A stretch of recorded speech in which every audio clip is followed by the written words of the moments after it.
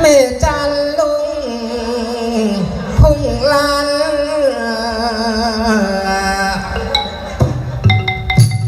เสียงหมอทำควรลำร้องมันเป็นทำนองแบบพวกลิเกสนุกหายวันนี้ถ้าเลือกไม่ดีต้องขออภัยเพราะเพิ่งหัดใหม่นายจ๋าถ้าเลือกดีเชิญรีบไปหาเชิญครับลุงป้าท่านอย่าเพิ่งหนีไปก่อนนะครับเลิกแล้วค่อยกลับพร้อมกัน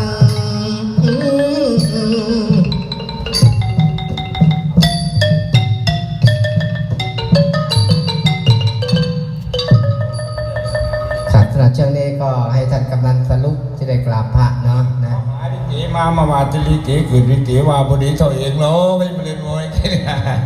เดี๋ยววันหลังงานไหนคอยฟังใหม่เนาะฟังในหลายวันสรุปวันนางจะได้ไปทำธุระอาบน้ำอาบทาครับพุทธานุภาเวนะธรรมานุภาเวนะสังฆานุภาเวนะด้วยอานุภาพคุณพระรัตนตรัยจงมาปกป้องกันภัยอันตรายใดๆได้แบบนี้ขอให้อะไรเราได้มาสนับกูสนับเลยฮะกะมันเชียงเถาหรือว่ายังไงรู้มันเชงเงหน้าเชงเงหลังได้หลงหน้าหลงหลังเนาะเอาสรุปไปเลยขอให้บวชเป็นพระภิกษุสงฆ์ในพระพุทธศาสนาอายุวันโนสุขขังพลัง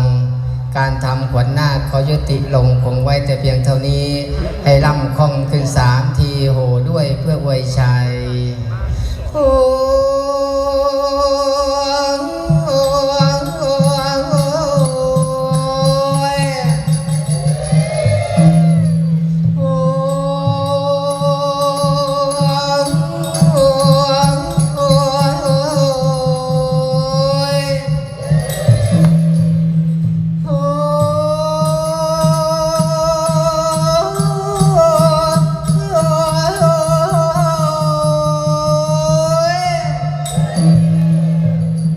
ชนีกราบพระพร้อมกันทุกท่านนะครับอะระหังสัมมาสัมพุทโธภะคะวาพุทธังภะคะวันตังอภิวา